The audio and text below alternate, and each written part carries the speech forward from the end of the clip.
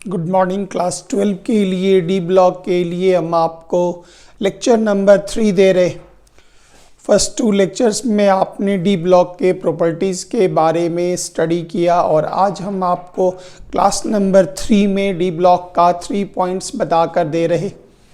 इसमें से फर्स्ट एक पॉइंट होगा वो कहलाएगा डी ब्लॉक के एलिमेंट्स इंटरस्टिशियल कंपाउंड्स का फॉर्मेशन करते हैं क्यों, एलॉय के रूप में कार्य करते हैं, एलॉय बनाते हैं क्यों, और कैटलिस्ट के रूप में कार्य करते हैं क्यों। ये 3 पॉइंट आज के क्लास में आपको क्लियर करना है। ध्यान से देखें। फर्स्ट,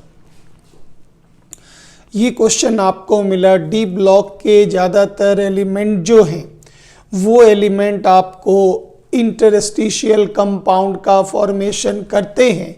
आप कारण बताएं ये क्यों कंपाउंड का फॉर्मेशन करते हैं। तो इसमें जो थ्योरी लिखी गई वो थ्योरी हम आपको बाद में समझाते हैं। पहले इसके फिगर से इसके पूरे एग्जाम्पल्स को आप समझें, पूरे एग्जाम्पल को आप इसके फिगर से समझें तो आपको आइडिया लगेगा। हमने ट्रांजिशन मेटल का लैटिस स्ट्रक्चर लिया, मतलब ट्रांजिशन मेटल सॉलिड स्टेट में और उनके जब कभी भी एटम्स आपस में सॉलिड की अवस्था में नज़दीक जुड़ेंगे तो याद कीजिए बीच में खाली जगह बनेगा। ये खाली जगह बनता गया और ये जितना भी खाली जगह इस लैटिस स्ट्रक्चर में, इस पूरे स्ट्रक्चर में बनेगा, इस खाली जगह को हम लोग नाम देते वॉइड, या इस खाली जगह को आप ये नाम भी दे सकते। ये कहलाता है इंटरस्टिशियल स्पेस या इंटरस्टिशियल साइट आप कह सकते। ये हिंदी में कहलाता अंतराकाशी केंद्र, जो जहाँ पर जगह खाली है। तो थ्योरी कहता है जब एक सॉलिड ट्रांजिशन मेटल का आप लैटिस स्ट्रक्चर लेते हैं तो हमें पता है एटम का आकार स्फेरिकल होता, गोल होता, और जब भी स्फेरिकल पार्टिकल एक दूसरे के करीब आकर जुड़ेंगे तो ऑटोमेटिक है बीच में खाली खाली जगह बनेगा ही बनेगा, क्योंकि एटम स्फेरिकल होता। और इस खाली जगह को हम लोग नाम देते वॉइड, और ये हिंदी में कहलाता रिक्तिका, या इसी का दूसरा नाम हो गया इंटरस्टिशियल साइट। अब यहाँ पे पॉइंट देखें, अगर किसी भी ट्रांजिशन मेटल के लैटिस स्ट्रक्चर में, ये जो सॉलिड का जो स्ट्रक्चर होता इसको लैटिस स्ट्रक्चर बोलते, जालक संरचना बोलते। तो किसी भी सॉलिड के लैटिस स्ट्रक्चर में जैसे ही आप छोटे आकार के, स्मॉल साइज आकार के एटम को, पार्टिकल को, नॉन मेटल को आप लेते हैं और उसके साथ जब आप उसको हीट करते हैं तो जितने छोटे छोटे आकार के पार्टिकल हैं वो इनके बीच में आकर जुड़ जाते, बंध जाते, क्योंकि वो सारे के सारे नॉन मेटल इन छोटे छोटे छिद्र में जाकर जुड़ जाते। कब? जब आप ट्रांजिशन मेटल को किसी भी छोटे, काफ़ी छोटे आकार के नॉन मेटल के साथ मिलाकर जब आप हिट करेंगे तो ये सारे छोटे पार्टिकल इस बीच में, बीच के खाली जगह में आकर के जुड़ जाते, और इसी कंपाउंड को हम लोग नाम देते इंटरस्टिशियल कंपाउंड। ये हिंदी में कहलाएगा अंतराकाशी यौगिक।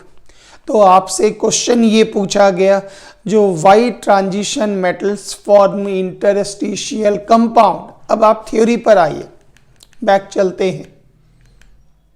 पूछा गया ट्रांजिशन मेटल इंटरस्टिशियल कंपाउंड बनाते, आप व्याख्या करके बताएं कैसे बनाते। तो जवाब सुनिएगा, बहुत इजी है। जितने भी ट्रांजिशन मेटल हैं अगर आप ध्यान देंगे तो ट्रांजिशन मेटल का साइज छोटा होता, तो ये सारे ट्रांजिशन मेटल आपस में लैटिस स्ट्रक्चर में सारे के सारे पार्टिकल यहाँ पर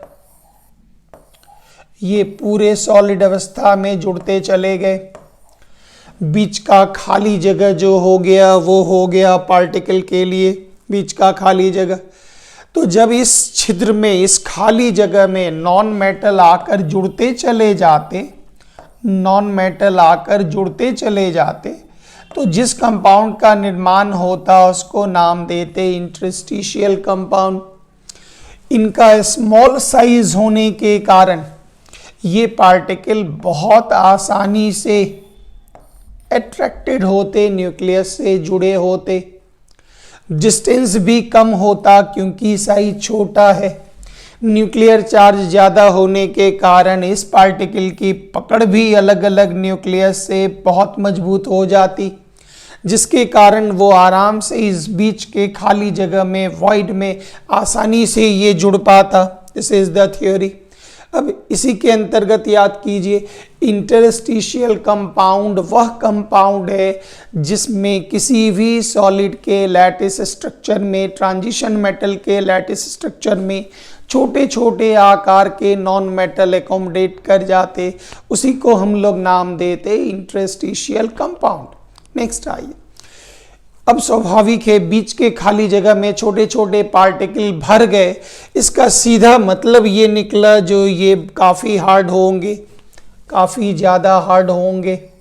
क्यों? क्योंकि बीच का जगह जो था वो छोटे छोटे कणों से भर गया, वो मतलब वो खोखला नहीं है, खाली नहीं है, वॉइड पार्टिकल से भर गया।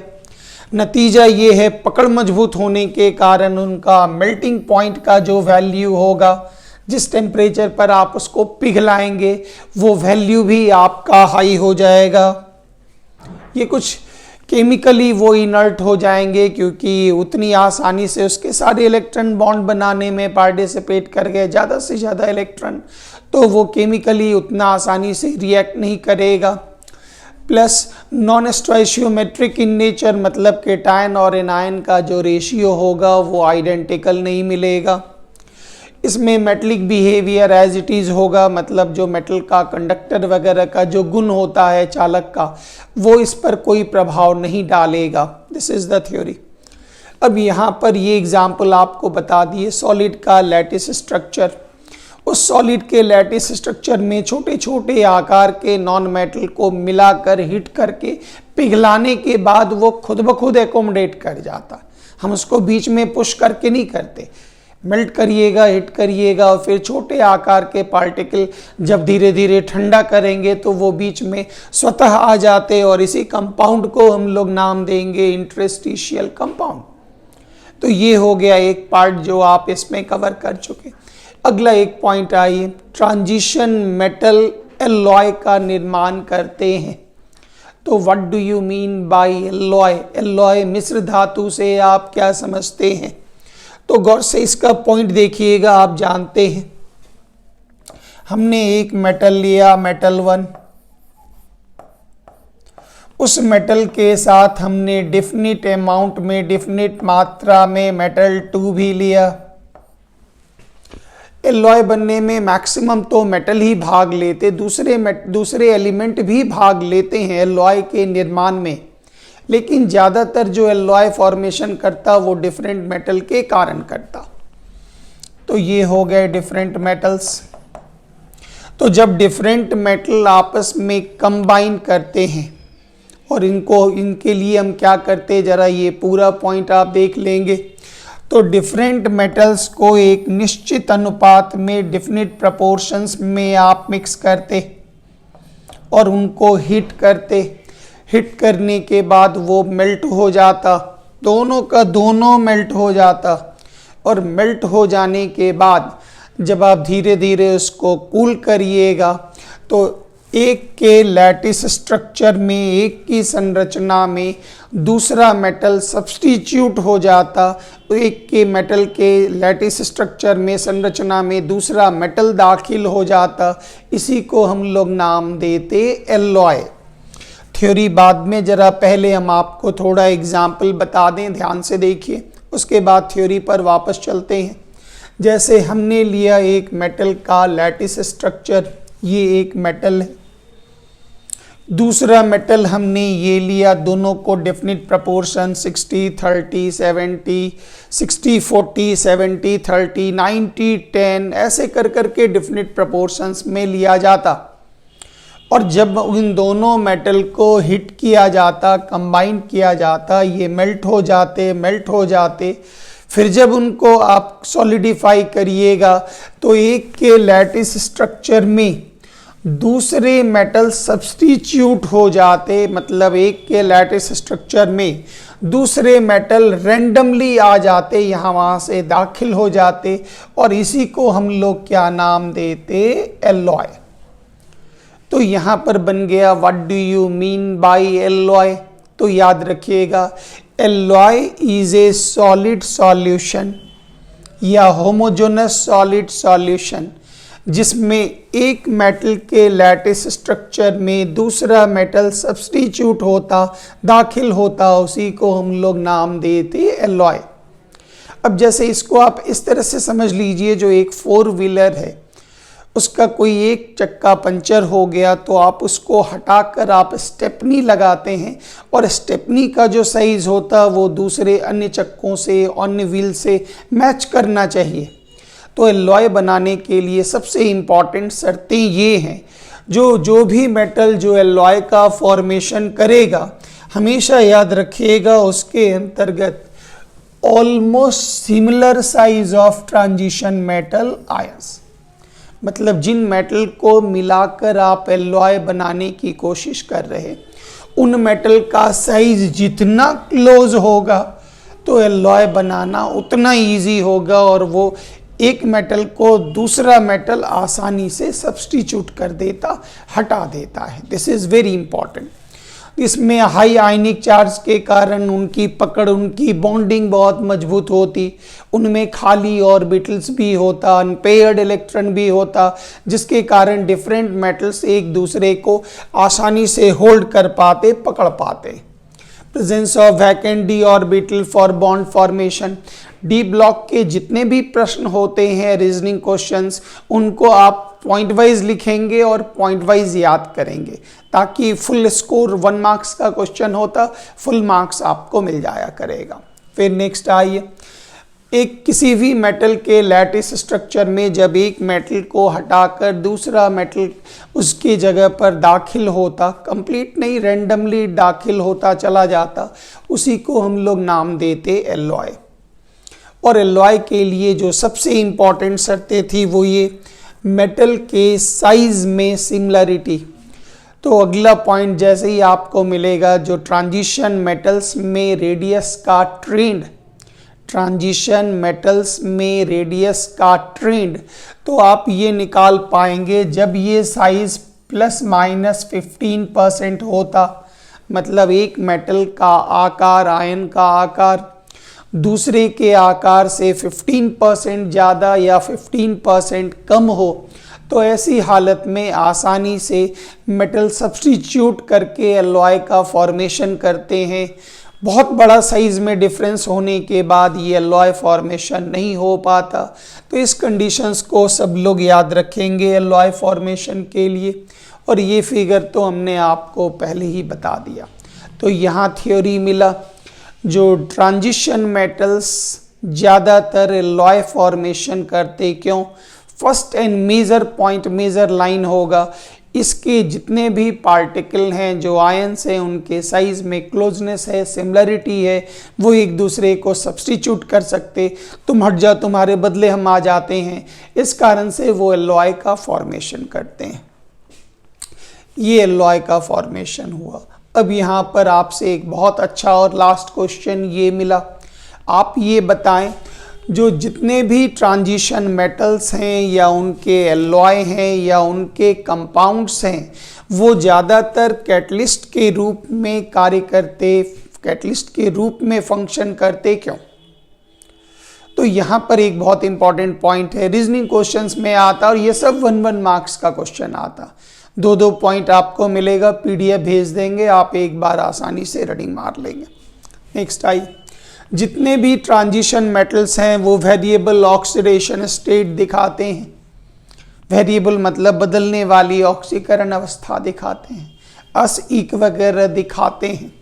और ध्यान दीजिएगा, ये जो वेरिएबल ऑक्सीडेशन स्टेट है वो उस कैटलिस्ट को एक सरफेस प्रोवाइड करता, उस कैटलिस्ट को एक जगह देता जिसके कारण वो रिएक्टेंट से कंबाइन कर जाता और इंटरमीडिएट का निर्माण करता और फिर वो टूटने के बाद प्रोडक्ट बनाता। तो यहाँ पर ये थ्योरी याद होगा हर विद्यार्थी को।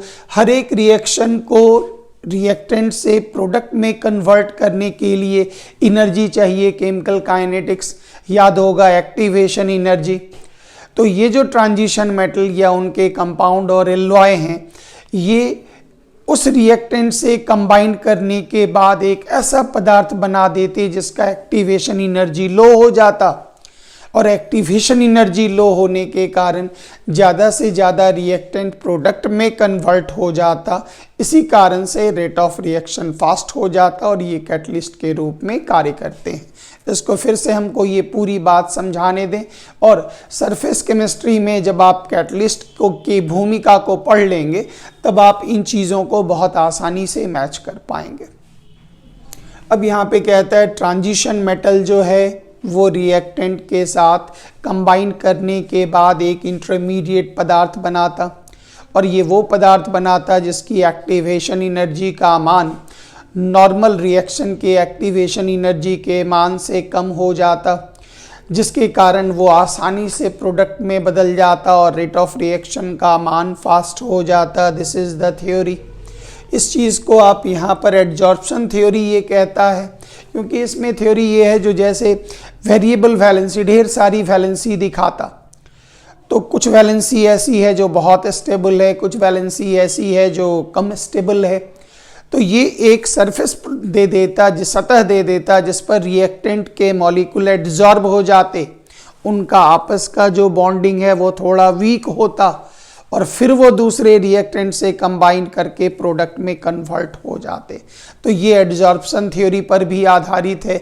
तो आपके इस प्रश्न को एक बार और आप बेहतर सीख पाएंगे जब आप सरफेस केमिस्ट्री में कैटलिस्ट का पॉइंट देख लेंगे, तो आपको ये और अच्छे तरीके से, काफ़ी अच्छे तरीके से समझ में आ जाएगा।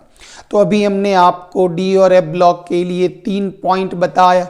फर्स्ट पॉइंट, डी और एफ ब्लॉक के ज़्यादातर एलिमेंट जो होते वो इंटरस्टिशियल कंपाउंड बनाते। क्यों? तो आप सीधा कहेंगे small size, high nuclear charge, और उसके वॉइड में छोटे आकार के नॉन मेटल आसानी से एकोमोडेट कर जाते, जिसके कारण वैकेंट ऑर्बिटल के कारण भी उनकी पकड़ मजबूत हो जाती है। ये पॉइंट हो गया। ये एलॉय बनाते क्यों? क्योंकि इनके मेटल्स के साइज में बहुत नज़दीकियाँ होती।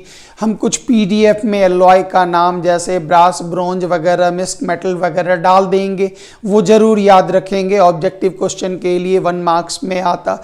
In all over India her board में ये प्रश्न आपको मिलता है। उसके बाद फिर आप आगे आइए कैटलिस्ट। तो याद रखिएगा ये कैटलिस्ट के रूप में कार्य करते क्यों? क्योंकि इसमें डिफरेंट वेरिएबल वैलेंसीज होती है, जिसके कारण वो रिएक्टेंट से जुड़कर एक ऐसा इंटरमीडिएट बना देता जिसकी एक्टिवेशन एनर्जी लो है और रेट ऑफ रिएक्शन फास्ट हो जाता। दूसरा एडजॉर्प्शन वाला थ्योरी है। तो ये दोनों पॉइंट आप सरफेस केमिस्ट्री में बेहतर तरीके से एक बार और सीख पाएंगे। ये टॉपिक आपका कंप्लीट हुआ। Thank you very much. जय हिंद।